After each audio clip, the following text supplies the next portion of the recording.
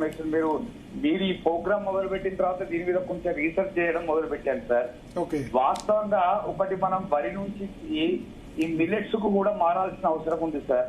ఎందుకంటే ఇప్పుడు కూడా నేను రీసెర్చ్ చేస్తే ఒక కిలో వరి బియ్యం పండించడానికి ఇప్పుడు ఎవరు దొడ్డు బియ్యం తినట్లేదు. అవన్నీ కూడా ఇథనాల్ కు వైన్స్ ఫ్యాక్టరీస్ కే పోతున్నాయి. 3,000 to 4,000 లీటర్స్ ఆఫ్ వాటర్ పడుతుంది.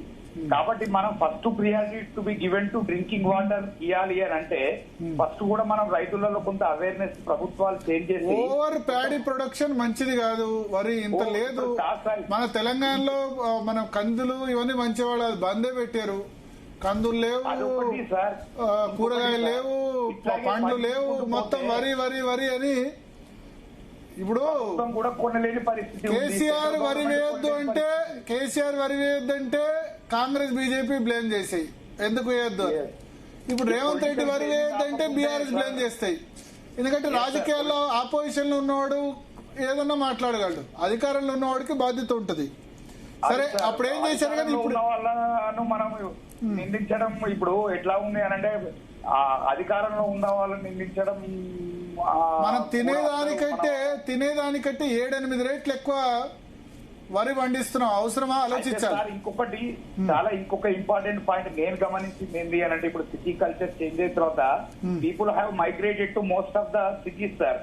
ఎవ్వరు కూడా 3 పూటల భోజనం తింటలేరు. ఒకటి రైస్, రాత్రి టిఫిన్ తింటున్నారు, రాత్రి రైస్ తింటున్నారు, రాత్రి టిఫిన్ తింటున్నారు. మీకు తెలియంది కాదు. విషయం ఏంటంటే sir rice consumption over a decade of period of time నుంచి చాలా గణనీయంగా తగ్గిపోయింది. ఎందుకంటే అందరికి షుగర్లు, బీపీలు వచ్చిన తర్వాత డాక్టర్లు ఎందుకంటే 30 years కే అందరికి అన్ని రకాల ప్రాబ్లమ్స్ వస్తాయి.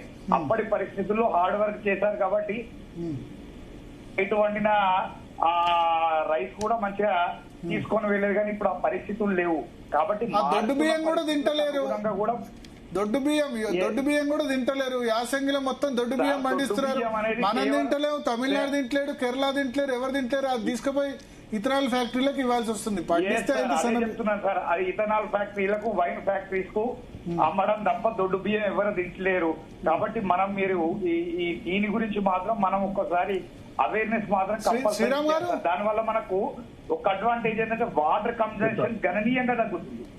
శ్రీరామ్ గారు, దానివల్ల మనకు ఈ drinking water problem maximum solve అవుతుందని నా ఒపీనియన్. నాకు తెలిసి మనం మహారాష్ట్ర లాంటి చాలా పెద్ద స్టేట్ కంటే కూడా ఎక్కువ, ఒక 3 times 4 times ఎక్కువ వరి పండిస్తున్నాం. ఇప్పుడు మన దేశంలో అన్ని రాష్ట్రాలలో ఉన్న ఒక మేజర్ ఇష్యూ ఏంటంటే భరత్, మనం సప్లై సైడ్ ఎక్కువ, ఏది సప్లై డిమాండ్ కదా. అంటే water availability, water supply and then demand, అంటే ఎంత డిమాండ్ ఉంది దాన్ని బట్టి. Demand management is also important. మనం ఎంతసేపటికి సప్లై మేనేజ్మెంట్ గురించే మాట్లాడతాం. So this is where I advise ఇప్పుడు మహారాష్ట్రలో కూడా మోస్ట్ డిమాండ్ మేనేజ్మెంట్ సైడ్ కూడా ఫోకస్ చేస్తారు. మహారాష్ట్రలో చెరుకు చాలా ఎక్కువ కదా. ఎగ్జాక్ట్లీ. అక్కడ కూడా మళ్ళా వరి లాగానే అక్కడ కూడా వాళ్ళకి వాటర్ ఎక్కువ. వాటర్ ఇంటెన్సివ్ క్రాప్స్ ఇది అండ్ ఈజీ క్రాప్స్ కాబట్టి, అంటే ఈజీ వాటర్ తోటి, water is something which free వస్తుంది కాబట్టి పీపుల్ కి, రైతులకు. సో అది పటపట వేసేస్తారు. బట్ ఈ ఏదైతే అగ్రికల్చర్ మేనేజ్మెంట్ ఏదైతే ఉందో దీన్ని రైతులకు ముఖ్యంగా అవగాహన కల్పించి వాటర్ యూజర్స్ అసోసియేషన్స్ ని స్ట్రెంగ్తన్ చేసి, మహారాష్ట్రలో చేసేది చెప్తున్నాను నేను. ఇక్కడ ఇది FPOs అని, ఫుడ్ ప్రొడ్యూసర్స్ ఆర్గనైజేషన్ అని చెప్పి గవర్నమెంట్ ఆఫ్ ఇండియా కూడా చెప్తా ఉంది.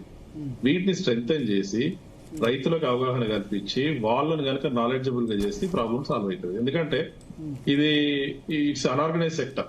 ఇది ఫార్మర్స్ ది ఆర్గనైజ్ సెక్టర్ కాదు కాబట్టి పైన వాళ్ళు చెప్పింది కింద వాళ్ళు పాటించాలనేది లేదు. ఎవరికి వాళ్ళే ఇండిపెండెంట్ కాబట్టి we need to make it A semi organised. ఈ ఫుడ్ ప్రొడ్యూసర్స్ ఆర్గనైజేషన్స్ కానీ, FPOs కానీ, WUS కానీ, వాటర్ యూజర్స్ అసోసియేషన్స్ కానీ, వీటిని స్ట్రెంగ్తన్ చేసి ఈ అవగాహన కార్యక్రమాలు చేసి, మీరు అన్నట్టు ఎక్కువ అవసరం లేని తిండిని ప్రొడ్యూస్ చేస్తా నేను, నువ్వు కొనుక్కోవాల్సిందే అని అంటే కరెక్టా? గవర్నమెంట్ మాత్రం ఎట్లా ఉంటుంది, కొని ఎక్కడ పెడుతుంది, కొని ఏం చేస్తుంది, మురిగిపోతాయి.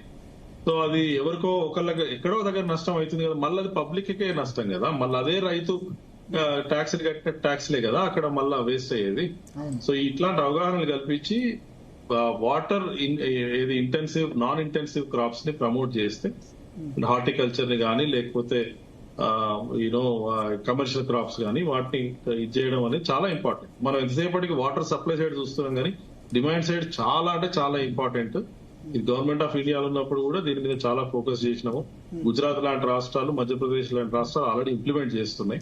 మహారాష్ట్ర కూడా చేస్తుంది, రాజస్థాన్ కూడా చేసింది. గుజరాత్ లో కాటన్ ఎక్కువ కదా, చాలా కాటన్ చాలా ఎక్కువ కదా, పత్తి.